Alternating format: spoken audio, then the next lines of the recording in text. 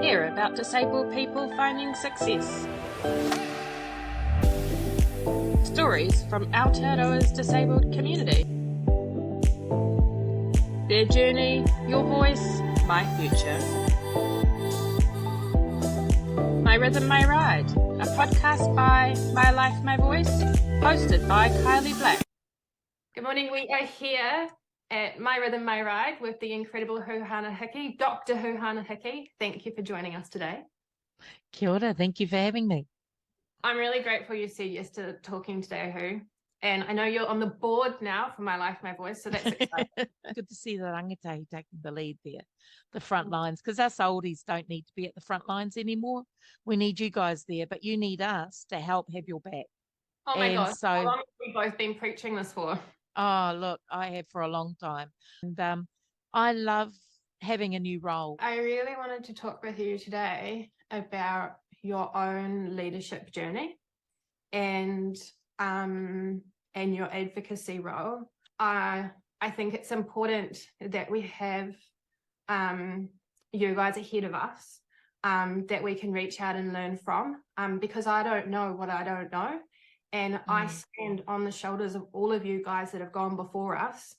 And it's incredibly exciting to see the younger people coming through now, standing on my shoulders and the work that we have done in the middle. And I know that they in the future will stand on the youth, the young people, the children, they will stand on theirs. Yeah. And that we're part of a bigger picture and a bigger story. I think now more than ever, I think in our history, we have been siloed and isolated, broken down and removed from one another. And I don't think that's helped us to where we are today. But I don't also think that's a purely disability problem. Because even if you look, I was meeting and talked with a community sector recently, and she talked about how they're trying to bring businesses and non-for-profit together because they've been siloed and separated in the past.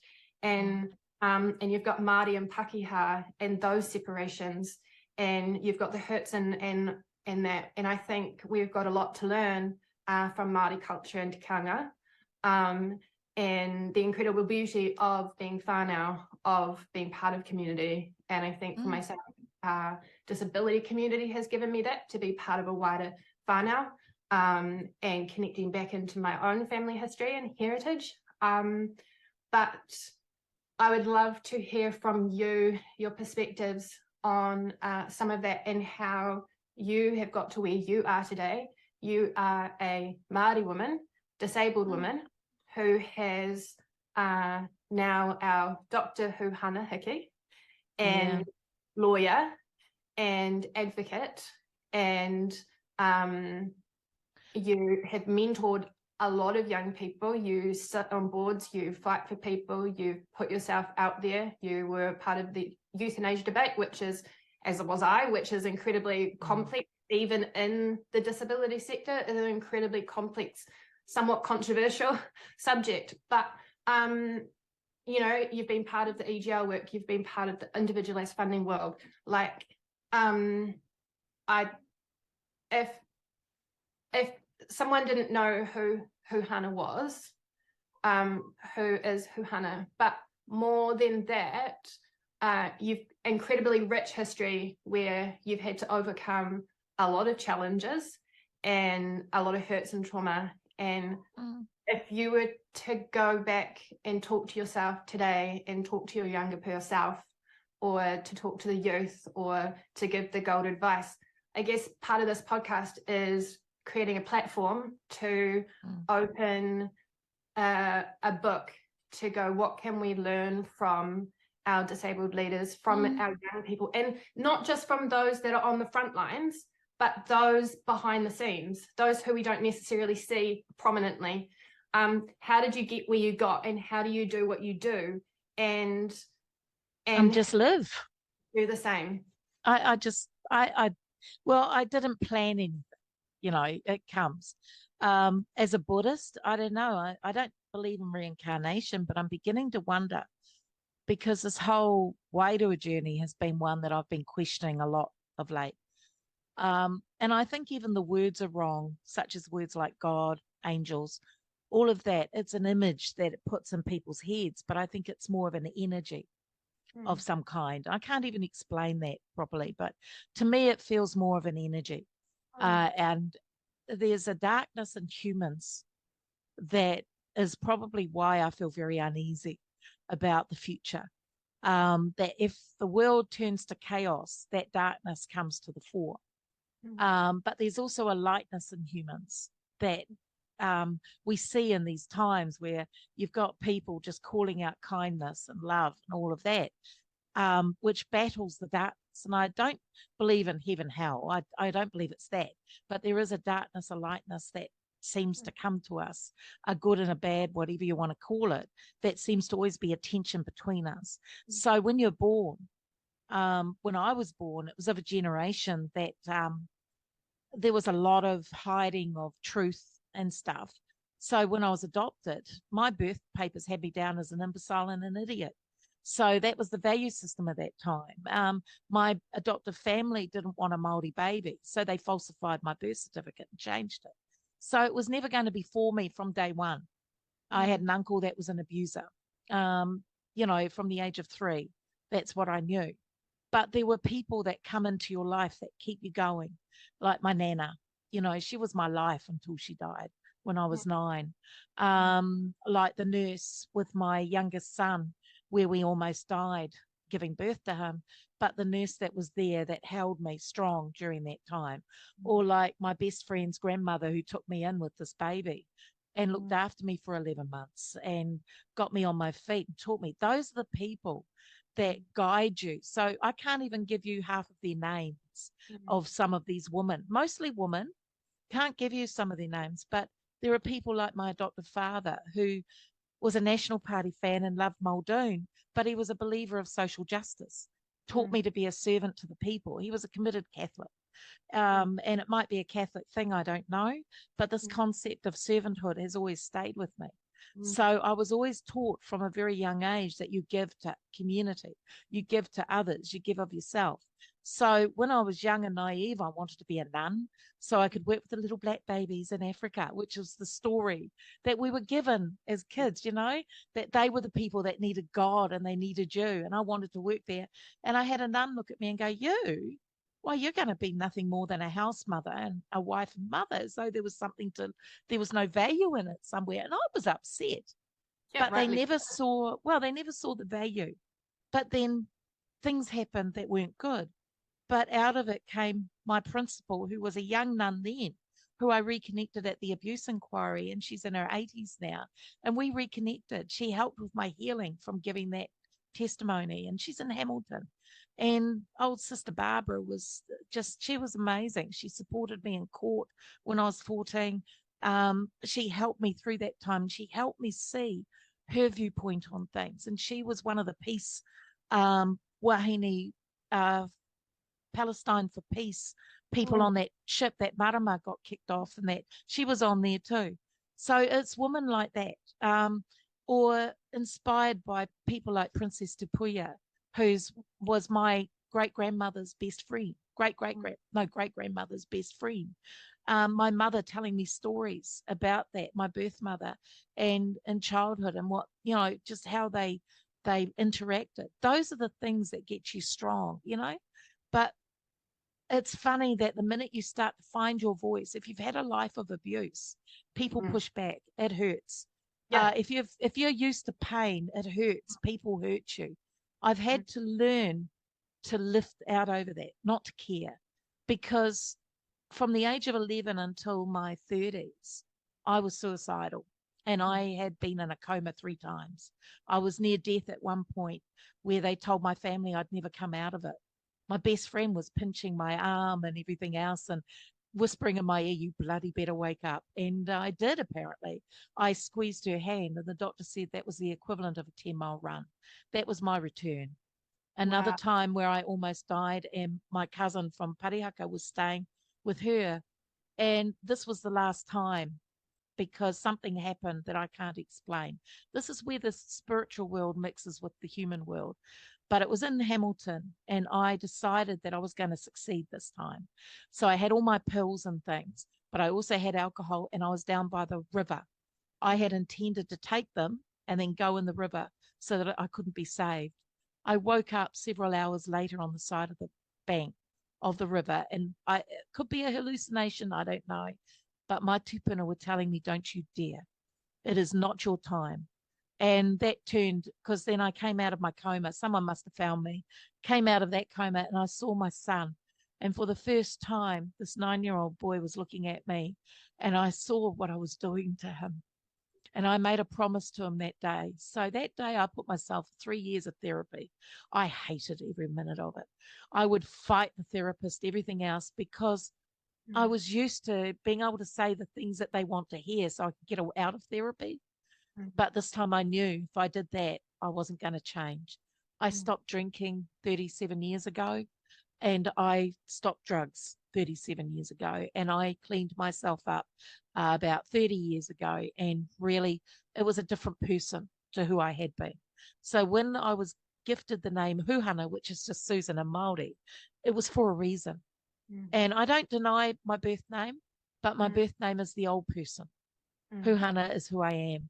And then my disabilities became more pronounced, and discovered that even though I'm Māori and neurologists refused to treat me for years and years and years, I discovered a piece of research that says we do get it.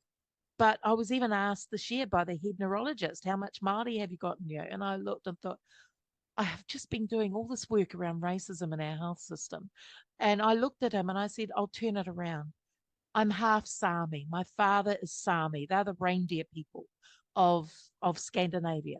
So my grandmother was Finland. She's Koivu tribe. I said my mother was half Navajo. Her father was a Navajo code talker. Her grandfather was an Aboriginal tent boxer. So I said, I am not Pākehā at all. I have no white in me. I am not all Māori. I am half Sami. I am Māori, Aboriginal, and Navajo. But you focus on the Māori, don't treat me.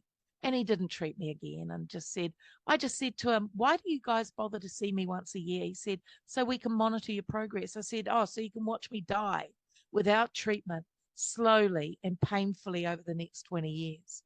And I don't think I'll be seeing him again, but I'll probably see my neurologist. And I just think it's a waste of time. There is nowhere that I can get safely treated. I was mistreated in 1996 when I was beaten unconscious by my ex-partner. And ACC refused to cover me when the neurologist said, I think you've got MS. So they put me in the public health system. It took 5 years to see a neurologist. And he said, well, you're doing your PhD, so you're doing fine. I rehabilitated myself in that 5 years. I was having seizures.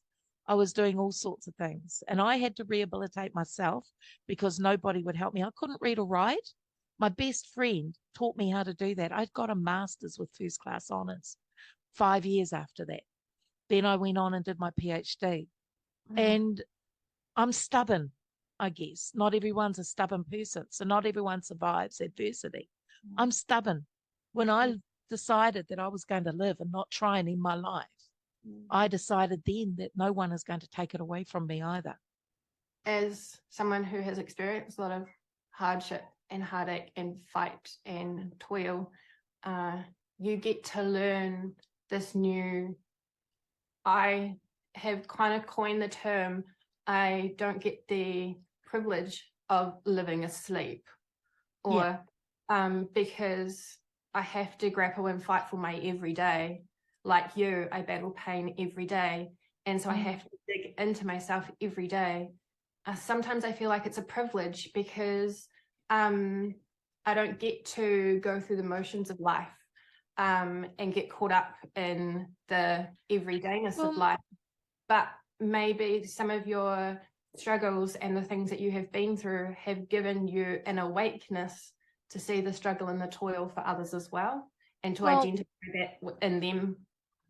Well, Buddha teaches us that in suffering, we learn compassion.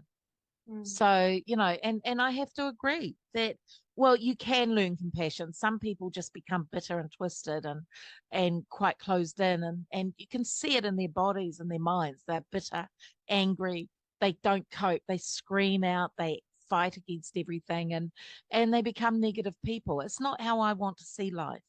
Um, in Buddhism, they teach us that when you suffer, you begin to understand human nature, the human condition for what it is, or you begin to understand humanity for what it is.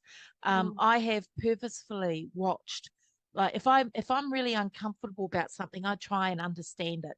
It's my ADHD mind. I'm curious. I'm nosy. I want to break it down. And like when I was learning about the fact that China, they would eat dogs, for instance, I actually watched what they do every step of the way, and I felt sick. I felt deeply sick. The skinning while they're alive, the boiling while they're alive. I felt sick. But I needed to understand. And now I'm more resolved that we shouldn't be hurting any other sentient being. And when I watched the euthanasia occurring, I saw quite a few on YouTube experiences. I saw it from the clinical, where it was very chemical in its approach. It was like, I'm going to die now. And so friends were there, and the person was there, and they gave them the liquid and asked the question each time. And then they gave them a little piece of chocolate, apparently, because it's quite bitter tasting. They were gone in 5 seconds, less than a minute anyway. And I'm like, hey, you know, it's not how I want to die. I don't want to die like that. Hey, that's what you wanted. That's fine. But it's not how I see death. And it would be an unfinished death if it happened like that. Then I watched one where the guy was definitely really unwell. And I thought, I can't judge him for that, for his decision. But at the same time, it's got to be his decision. And the interesting part, the candidate that we were having a little chat about earlier, he had a candidate of the same name in a wheelchair in up north who was standing last election, who was pro euthanasia. And I was on a debate with the deaf community and this person. And I remember clearly that I challenged him a little bit because he was newly diagnosed. And I challenged him in love. I didn't give him a hard time. I just left him with some things to think about. I found out a couple of months ago he's changed his mind. He was struggling because his wife had died, and he was diagnosed with a motor neuron or neuromuscular condition. And he was struggling. He didn't know disability, he didn't know the community. Well, he now knows them. They know him. They support him. He's part of the community. He's active. He's having a life. And this is all I ask that people think about with euthanasia. It's not always the answer. It's not always needed. But to give disabled people an opportunity to get to understand themselves before you offer it. Because we don't want to be like Canada, where a woman earlier this year, disabled, couldn't get accessible housing, so applied to be euthanized and was euthanized. That's not what it's for. And yet it could very well, after this election, get extended. And asking, are you eating? Are you sleeping? Are you having depression treated? Do you have access to medical care? Do you have access to pain management? Do you have access to the things that enable you to live allow us to determine that and give us that block of funding like EGL, and let us determine what we spend it on. If I need it for gauzes, which I have to buy all the time, and I spend over $300 a month, I think, just on medical stuff that I have to buy because we don't get it supplied through our health system. To me, that should be allowed, but it's not under IF, but it is under EGL. You see the difference that you and I have. I have to justify all my expenditure, whereas under EGL, you don't. And the reality is, I watch my budget because I don't want to lose, run out. So I'm not going to be stupid with the money because I need carers, and carers cost money, and I want to make sure they get paid. So why do they have an issue with us? Why do they micromanage us? Because there's a history of paternalism. So when they dropped the institutionalization, they rose in paternalistic attitudes towards us. We are like children. And within Māori culture, that's still very prolific within our iwi hapu world. And that's why a lot of disabled Māori are not in leadership, are not on the front lines, are not out there speaking. And you're absolutely right. There are a lot of people in the background, but we have a lot of Māori disabled that can't get forward because the whānau speak for them, won't allow them to speak for themselves. And we've got a long way to go before we get equity of anything in our community, until we all come together and say enough's enough. So we should all be able to be on the same funding model, whether you're an accident or non-accident. That shouldn't matter. We should all be able to access the same resource and the same rationale and all of that. We should be paying a levy so that when we're working, pay taxes, we pay, 1%, I think it is, for ACC, or point something. It's very small. It's like $1.50 or $2 out of every $100. It's nothing. And then what happens is that covers our costs and things. And then we should be also ensuring that those who care for us are being properly compensated for that. Your darling, my darling, they go over and above. They're actually saving the state money. Yet they don't. Not penalized. And yep. Or I mean, I know you've done a lot of work in this for couples in relationships who lose the benefit. It should be gone. Yeah, we should be implementing what able-bodied couple can live on a single income. And if you choose to be in a relationship, then one of you stays home but does the cooking and the cleaning and the childcare and the life management. But I can't do that, so he's got to work full time and then do the cooking and the caring and the clean. Like, it makes it unsustainable, but it puts you into a life of perpetual. It binds a lot of people to a life of perpetual poverty or struggle.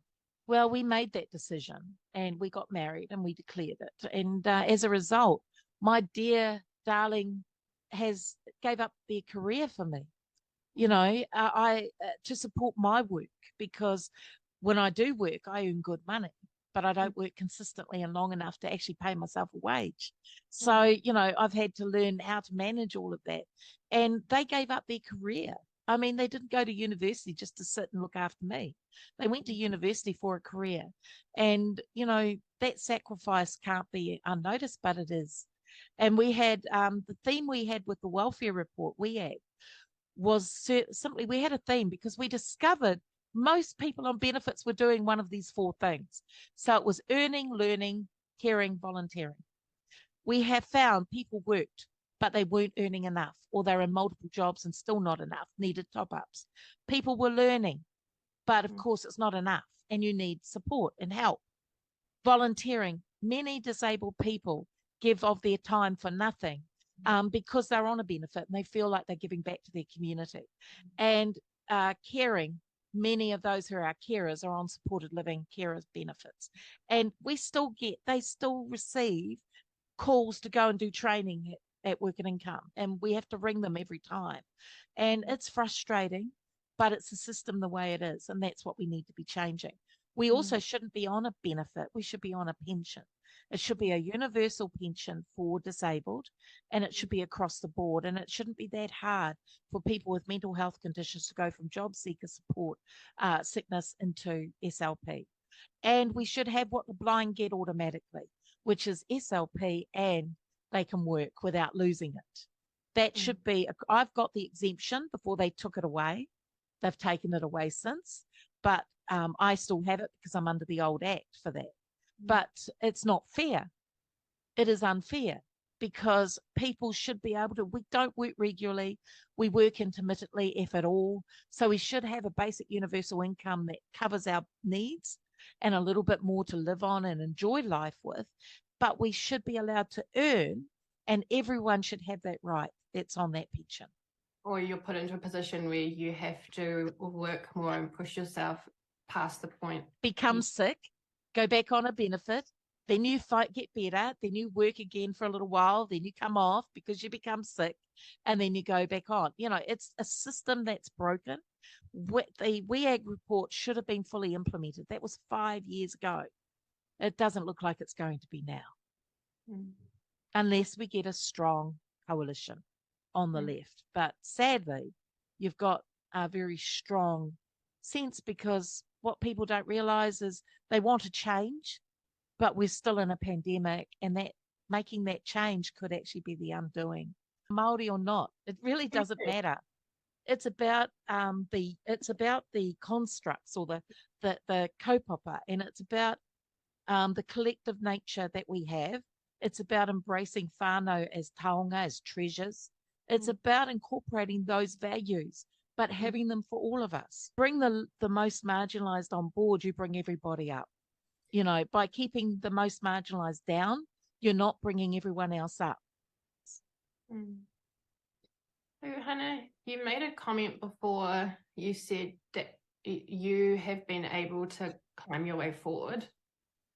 How did you do that? Stubborn. You know, I didn't know I had a brain. I started out at Polytech doing nursing. They wouldn't let me finish. And because I was on a walking stick by that stage.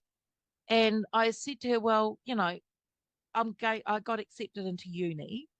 Can I get credits? She said, look, you're not even bright enough. You won't last.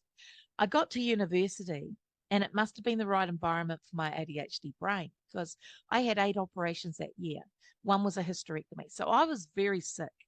And I had a violent partner. So I was dealing with that as well.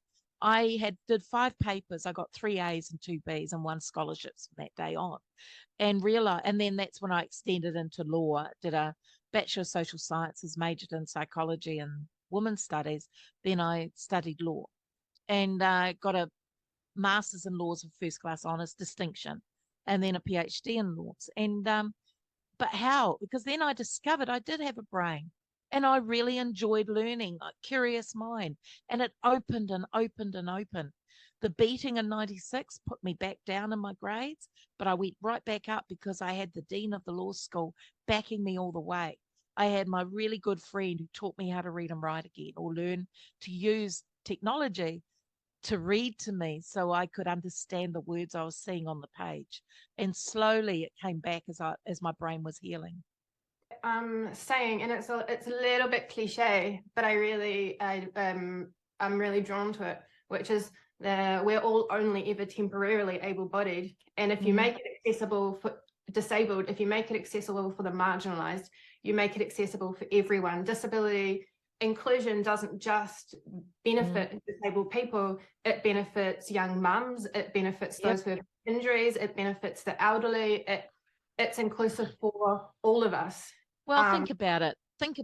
If you put a ramp in a place, you're opening the door for prams, walkers, people with walking sticks, people who are blind. You open the door for everybody. If you put a lift in a 2-storied building, you open the door for prams, parents, you know, all these other groups.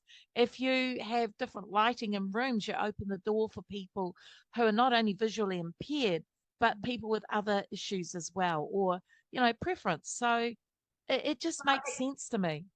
All our accessible technology started for disabled people. And that's my exciting thing is like text didn't start for able-bodied people. Like subtitles on a screen didn't start for able-bodied people, but we all benefit from it. But the problem is, like, technology is probably our best tool for a lot of us. It's changing my life. But the cost, like, it's still prohibitive towards some disabled. You've made a few really interesting comments, and I observe a few key themes as you speak, which is, and I identify these as themes and keys that have been foundational in my own life, which is it's at some point you've had someone there at some point for some period of time, and we all need someone in our lives. Like for me, I am where I am because I had at different points in my life someone who saw me and saw value in me and spoke that into being. And you have been one of those people. You have been one of those people in my world, and it's just the truth. Early on in my disability journey, when I didn't know anyone, but I look back in my own youth, and there are different times where I've had people, and I credit those people to the person I am today, who I am, because they saw who I could be. And as you talk about the different people that have come along your life, do you think that has played a factor in has played as to where you are today, because those people have been that for you, but I feel like you've taken that and have been that for others. I think, yeah, they influence you, and you either both good and bad. So I've had good influences. I've had bad ones too, gotten into a bit of trouble over time. And whenever I do my cultural reports at the prisons, they look at me and I go, you know, the only difference between you and me is I didn't get caught. You did. You know, and that's the truth, in all honesty. You know, people got to realize we're not all innocent people. You know, we all get up to things when we're teenagers, young people. I remember stealing from a shop once as a kid, and my mother pulled us back, made us give it back, and told us under no uncertain terms, and you're ashamed and embarrassed and never do it again. You know, and it's facing consequences. Something some of our younger generation don't experience is facing consequences and learning to cope with disappointment. The world's not going to cater to you. This is why we have terms like incels and young men who can't find girlfriends and start killing or attacking other women and females because they feel inept in themselves. It's because they weren't raised to understand that, you know, disappointment exists and it's okay. And that, you know, it's how you react to that and learning the coping mechanisms. And I blame our culture, my generation, for that. We took away the ability for them to understand that disappointment is real, disappointment hurts, but it's okay because you can always come above it. And so we haven't taught this generation or other generations coping mechanisms. I didn't learn them either. I learned by surviving. You know, if you have shit poured at you from a very young age, you either die, survive, and become with a big chip on your shoulder, or you thrive. And I guess in a way, I learned to go from survival mode into thriving mode, really, or into living my life as I decide within the limitations I have, or crumble under it, I used to be really negative. You know, how are you, Ho? Okay. You know, and people don't like that. Then I learned a little trick. And in my mind, I'm laughing because they'll go, how are you? I go, oh, fine. Because I know what fine really means.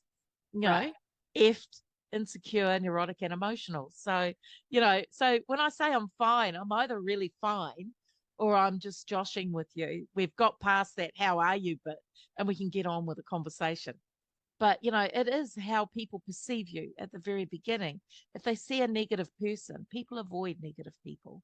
You know, if they're down and their head's down and they look really sad, people don't normally go up to them. You know, I do, but people don't often, because they're going to get a half an hour of how everything's wrong in their life. But if you can smile through, if you can just look for the positives in everything, you find people pick up on that and they feed on that positivity. You know, like haters, you know, they'll hate me. We've got video camera security now because of threats. We take those seriously. I'm not silly, but at the same time, I'm okay because, you know, if they're going to hurt you, they're going to hurt you. Yeah. But I'm okay with that because I'm not afraid of death. I'm not afraid of hardship. I'm not afraid of that sort of stuff. The thing that frightens me is that the hospital system breaks down. I can't get my catheter changed and I die of infections. You know, if the world goes to shit, that's the reality of what I face, is I will function until I don't function anymore because there'll be no one to help us. And that's a reality we have to face. But in facing those realities, we find mechanisms on how to cope. We find ways of looking to something that can manage. So I knew that there was going to be a pandemic before the pandemic was announced because I was reading and watching and reading science journals. Over a year before it came out as a pandemic, they were already talking about this new virus. So I was well aware, and I was saying to Saif, come on, we need to stock up, get an extra toilet paper, extra thing to put in the freezer before that, you know, flour. Yeah. When the panic came, we had more than enough. We had so much we thought we could probably give back to everyone else. But we were prepared. We were ready to go. So when the lockdown did happen, we didn't need anything. And I was one of the ones that instigated the preference of customer for countdown. So I actually approached them before it happened. Yeah. I did that before it happened, and it had a few bugs. because it got overwhelmed by all these people. But it finally sorted itself out and got better and better. Another friend of mine, from it. well, another friend of mine, Professor Ingham Tristram, he's the inventor of the bubble. So he's the one who actually designed the bubble concept that we all had, you know. Wow. People don't know about that, eh? He was advocating for us, pushing hard for masks in February of 2020. And of course, Ashley was going, no, no, no. But Tristram's an epidemiologist, so he should have been listened to. They lost their friendship over that because, you know, he was saying you should be pushing for masking, safety. But what were they pushing for? Ministry of Health were pushing for DNRs on intellectually disabled if it loses control in this country. Well, they put that on the UK once and we lost people. I've lost friends over the years through that. The sad part is that while they protected Kiwis, what they didn't do was overtly protect disabled people. We died at 13 times point higher than any other demographic in this country. Disabled died at a much higher rate of COVID than any other group. And that's not in the media. Where's the outcry? Where is the concerns? Where is the love for us? They weren't protecting us. They were protecting their assets. They were protecting their citizens generally, but they were not protecting elderly and they were not protecting us. So let's not be fooled into thinking, yes, they did to a certain extent by not letting people fly in and out of the country and stuff. There was a certain amount of protection, but we still had to make sure we were protecting ourselves because no one was overtly looking after us. I think one of the hardest things was watching like caregivers and family members not be able to step into the room of a disabled person. Yes. And then so my cousin who was going through chemo and handing out tainui boxes left, right and centre gave me boxes. Didn't care that they were Māori or not Māori. They were disabled. She said, okay, cuz, who needs it? And they delivered them to. But if I didn't have those contacts, I couldn't have helped others. And this is where we as a community need to remember, without community, we're nobody. If we come together, like I've been trying to get disabled to speak out for this election, to get vocal, because if we don't, they ignore 1.5 million of us. We need to be vocal to show them that we're worth the vote, that they're worth our vote. There's only two parties that have a very, very, very good disability policies. The rest don't. I did see there was some information out recently about that. That's been shared in some disability groups. Yep. What do you think, if you had the opportunity to share with others some of the greatest lessons and some of the biggest gold nuggets in your journey, what, if you were given a platform, what would you, which you are, to share, what burns on your heart that you wish you could share with others that you've learned from your journey, or tools that you have that have helped, or gold, or what you would tell yourself when you were younger, what you tell young people now? The only person you can rely on is yourself. Love yourself. You know, your disability does not define you. You define yourself. You allow yourself to be defined how you choose. Don't let others do that for you. Don't let others tell you you have no value because you're disabled. Every single person does. We have a moko right now who's going through a lot physically with his disabilities, and he's the most beautiful young man that I know. I'm unbiased, I'm his godmother, but that young man comes from a very poor whānau. So we're sponsoring him in his sports for 2 years just to help him. But our children need to hear and see us.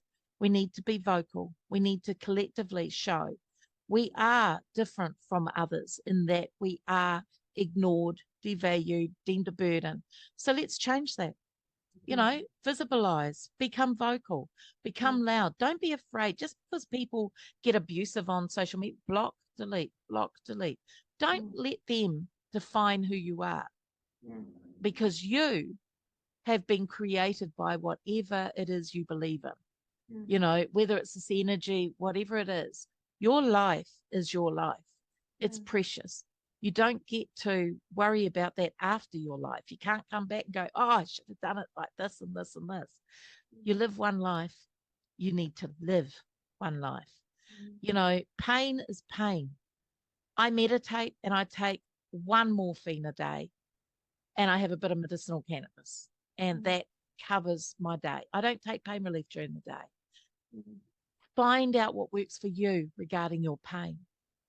Find out what works for you regarding your contact with the community, and be a part of it all. We'll fight with each other. You know, there's people, we fight with each other all the time. I mean, we can disagree, but we're like siblings. So instead of fighting with each other, how about we come together, have a whānau reunion, and let's be a strong community. We're very weak in Aotearoa as far as the strength of voice goes. We've got a very weak voice. We're not proactive. I mean, America, they crawl up the steps of Parliament over there and show them practically. They were arresting them under Trump. They were lifting them up because they all came out of their wheelchairs. So they had to lift these disabled bodies and get them into their chairs or get them into vans to arrest them and arraign them. Why aren't we doing things more proactively? Maybe we can't access the bus like Rosa Parks could, but we can always chain ourselves to the wheels of the bus, can't we? You know, why can we not be more active about our rights? We have rights, but you wouldn't think so the way some of our community behave at times, and the way some of our community run away and hide because they're scared. Fear is only strong if you allow it. Fear is only fear itself. You do not need to fear. Face it. Face what you fear.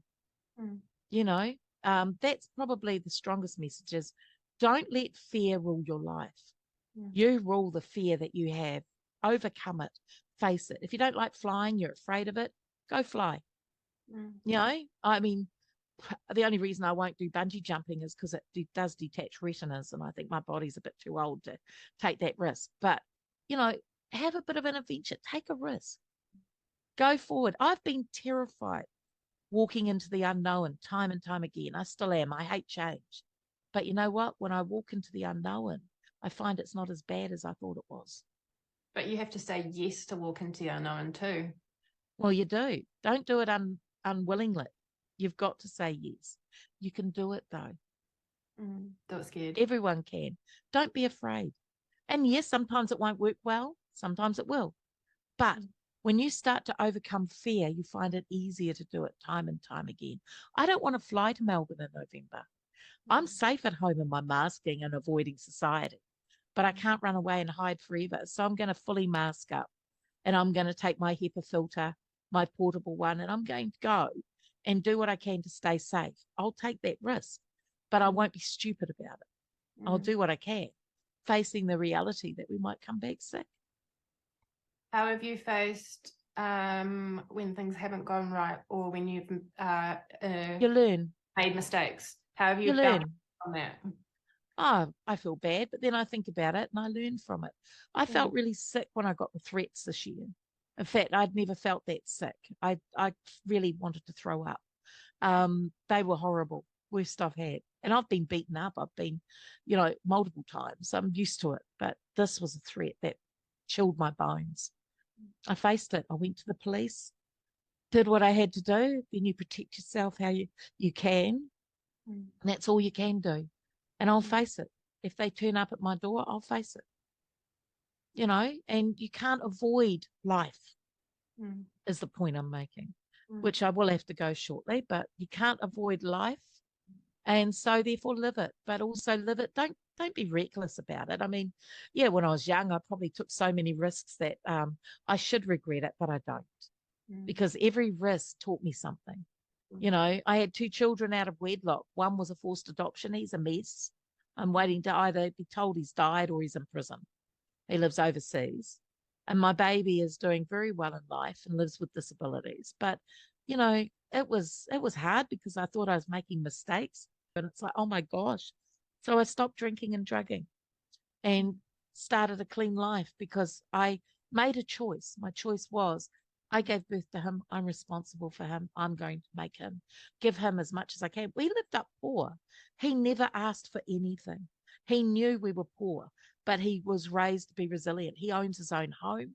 He's engaged to be married. He's got a job in management. That's as a disabled person.